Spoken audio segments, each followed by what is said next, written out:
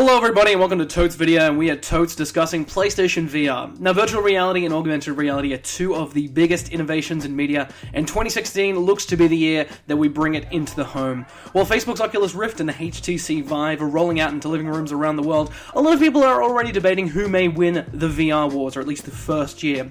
While the conversation is a bit naff and weird to begin with, akin to that of, say, Blu-ray versus HD DVD, or VHS and Betamax, this is the first time where tech itself, not the actual format that is going to exist, but the tech itself is being debated, and not a single type of medium. It has come down to which VR experience is going to be more fulfilling, which is going to be more interesting. However, VR is in its infancy. VR is everything from on-rails experiences to faux cinemas and everything in between.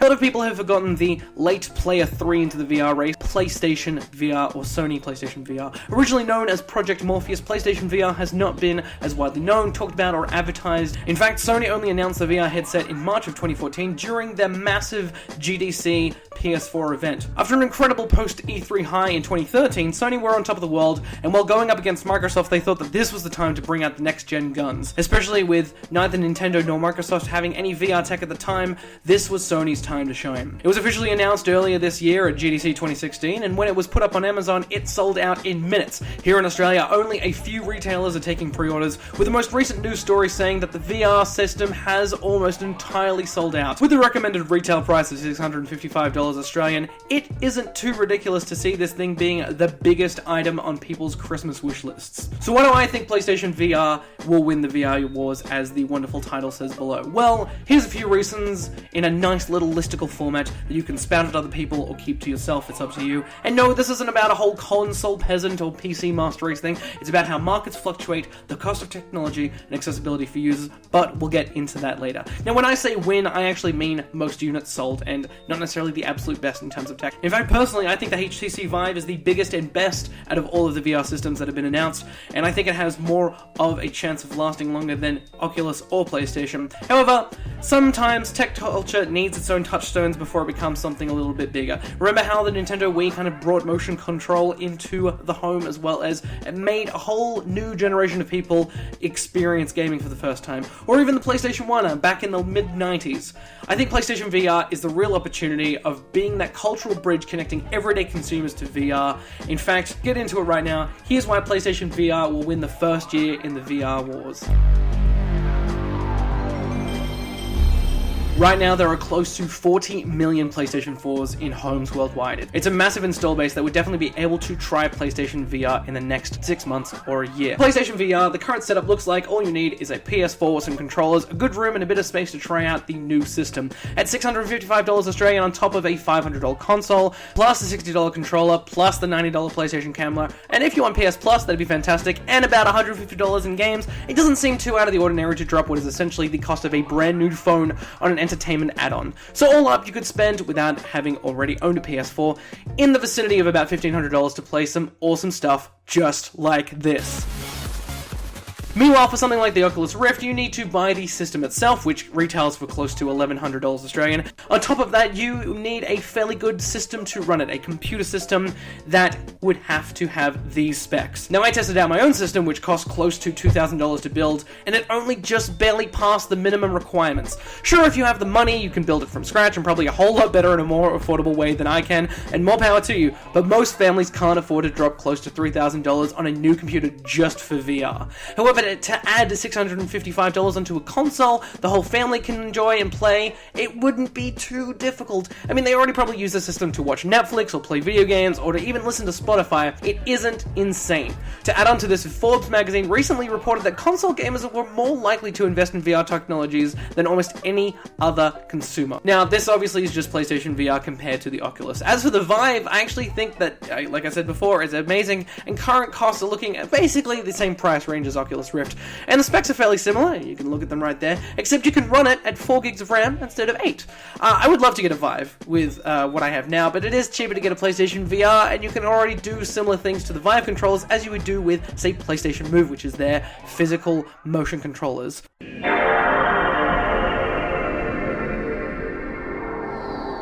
the hardware and weight. Now, PlayStation VR actually does slip a little bit, but let's have a look at the tech inside first of all. VR is almost always about the visuals and the atmosphere. From what we've seen so far, the PlayStation VR visuals look sharp, but how is the hardware? Oculus Rift's current kit is 1080 by 1200 on 2 screens, while PlayStation VR will have 1920 by 1080, and also it runs at a different frame set. So the PlayStation VR has 120 frames per second, while the Oculus Rift runs at 90 frames per second, as does the HTC Vive. Now, Sony has had a history with media entities and making sure the hardware is as top-notch as possible. Meanwhile, Oculus has been in development for a few years, and while it's had a very good run and the backing of a large company known as Facebook, they tend to handle more on the digital side of things rather than the tech side of things. Facebook are full of smart people and amazing people, and the Oculus Rift team are amazing. And they've also made it a little bit more affordable for the modern tech consumer, hence the price tag of $1K in Australia, or if you're in the United States, $500. However, there is definitely a bigger issue at play, which is the weight of the different VR systems. Right now, reportedly, the Oculus Rift is 470 grams, which is fine and easy to hold onto your head. It's the lightest of actually the 3 systems. The second is the HTC Vive, which is 555 grams. It's half a kilo, it's okay. PlayStation VR is unfortunately the heaviest at 610 grams. I don't think many kids will be able to have a PlayStation VR headset on for a long period of time. Some adults should be fine and that should be great, but I think that maybe for something like the Oculus Rift that's a little bit more kid-friendly, so I guess PlayStation VR loses a point in that set. In terms of what comes with the actual PlayStation set itself, it appears the only real problem is that the current VR bundle just does not come with a PlayStation camera. Some sites, however, such as Zavvi UK, are reportedly bringing out a bundle which does have a camera, although it is $92 extra. But actually, if you check eBay and maybe a few second-hand places, you'll probably find it for a little cheaper. Also, gaming with friends looks to be a little bit easier with PlayStation, as the PlayStation camera itself is able to track 4 different devices simultaneously with the headset itself, which means that you could have multiple PlayStation moves and regular DualShock 4 controllers with your setup at home. So if friends have the headset, or if they've got controllers of their own, they can just bring them over and you can play that. You don't need extra keyboard or mice for, say, an Oculus setup. I just know that, like, when I get the PlayStation VR, I'm going to be so psyched to play Johann Sebastian Joust. It's a game that nearly every single con that I go to, I always try and see if they've got a copy of it there.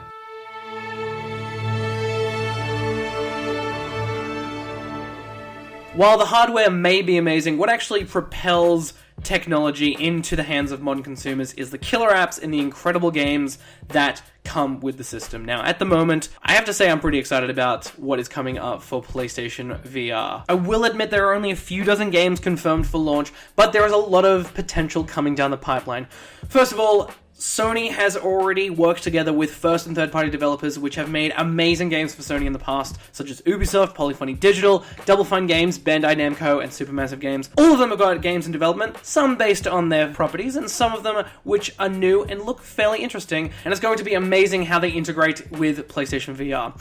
All of the VR demos I've seen so far look incredibly good, and mix a whole bunch of on-rails experiences, as well as a few with a bit more movement. Stuff like Into the Deep and the London Heist have already been impressive demos that have messed with tech journalists all over the world. So far, Sony have confirmed that these demos will be part of a game called VR Worlds, which looks like it looks to be a lot of fun. Especially this Luge game, which I have not seen anything like this ever. To have this with a 3D headset and headphones is going to be incredible. With PlayStation VR, Sony are coming out swinging, and this is not unusual for them actually. In fact, PlayStation have a history with amazing tech demos, blending something impressive with something a little bit scary or a little bit extreme. Take their Manta and Dino demos back in 1995, which actually came on the first ever demo disc that you got with the PlayStation. Impressive 3D visuals were kind of their forte. It's how they really sort of broke into the gaming market, and this is kind of their best example of it back in the day. PlayStation VR will actually come with Playroom VR, which will be a brand new version of the PS4 Playroom. In comparison, the Oculus Rift will be shipped with 2 apps, Space Sim E Valkyrie, which is so exciting that it will actually be released for PlayStation VR, and the adorable platformer Lucky's Tale, which looks really, really pleasant.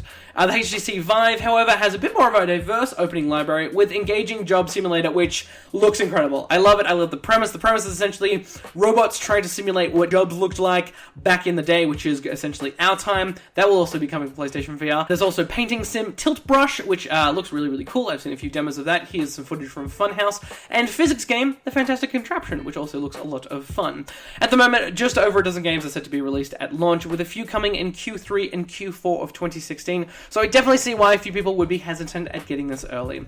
In comparison, yes, there is Steam VR already, and there's already Porn VR that is available for the Oculus Rift. It's already a category on a lot of sites for games that you can download, purchase, and if you need to test out. Actually, at the moment, a lot of them are really, really expensive, but I think in comparison to the PlayStation VR, there would be a level of quality control and cost-effective pricing, which would put consumers a little bit more at ease. But hey, it's a variable, and there's nothing confirmed yet. Nobody knows what the price of any of these games are. In fact, for Australia, a lot of these games, I wouldn't be surprised if a lot of them were between the $80 and $110 mark, because our country is weird.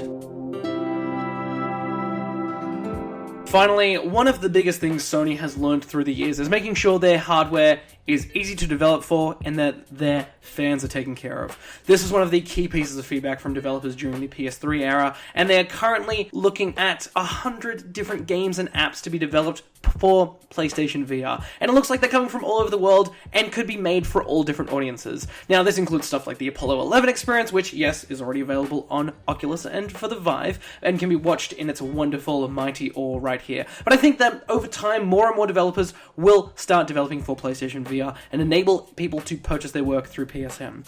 A lot of developers are already coming out of the woodwork to begin to develop for the PlayStation VR and actually sing its praises. So far, there's been very little discussion about cross-platform support, and there are a lot of games that are already being developed as exclusive or timed exclusives. With PlayStation's history of supporting and helping out indie developers during the most recent PS3 and PS4 eras, we're already seeing developers such as No Goblin, who have made 100-Foot Robot Golf, The Farm 51, and Gaijin Entertainment, all making incredible games. It'll be actually great to see Sony invest in small-time developers who want to bring awesome ideas to life, much like how they helped Supermassive Games, Media Molecule, That Game Company, and Arrowhead Games. But I also like the fact that there are going to be virtual exclusive versions of games. Like, how is Tekken 7 and Star Wars Battlefront going to work? And even Gran Turismo. Racing games, even though I'm not a big fan of racing games outside of, say, the Burnout series, I think that that's going to be awesome and incredible, especially when people start bringing their own wheel and pedal systems to it. The amount of experimentation and early demos have been extremely interesting for games such as Dreams, which Media Molecule are developing,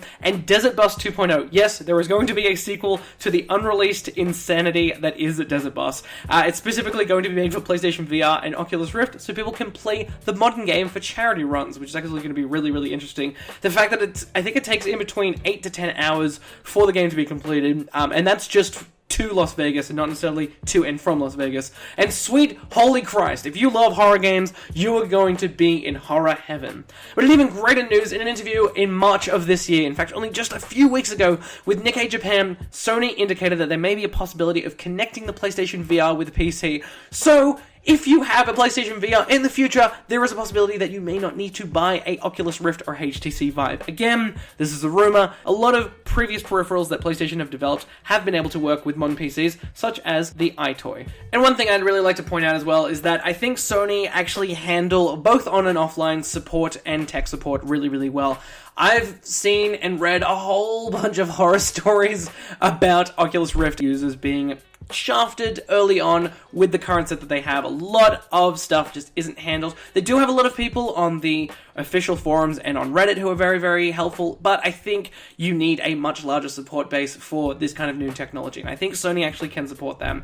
For software in itself, I think Steam definitely need to have a bit more support to help with tech support, but I think this is more of a personal gripe than anything else. Now, obviously, I was not going into this completely blinded. I do see some definite cons that, I am a Sony fanboy at heart. I've owned every single Sony system excluding some of the handhelds, and you know what? PlayStation VR only has 101 titles confirmed for the next 3 years. It's not compatible with anything out of the Sony ecosystem at the moment, but I don't doubt that people will mod and change that in the coming years. All I know is that I'm psyched for October to roll around and to get my hands on something like this. I've tried the Oculus Rift, I've had a go at the HTC Vive, and I love them so much.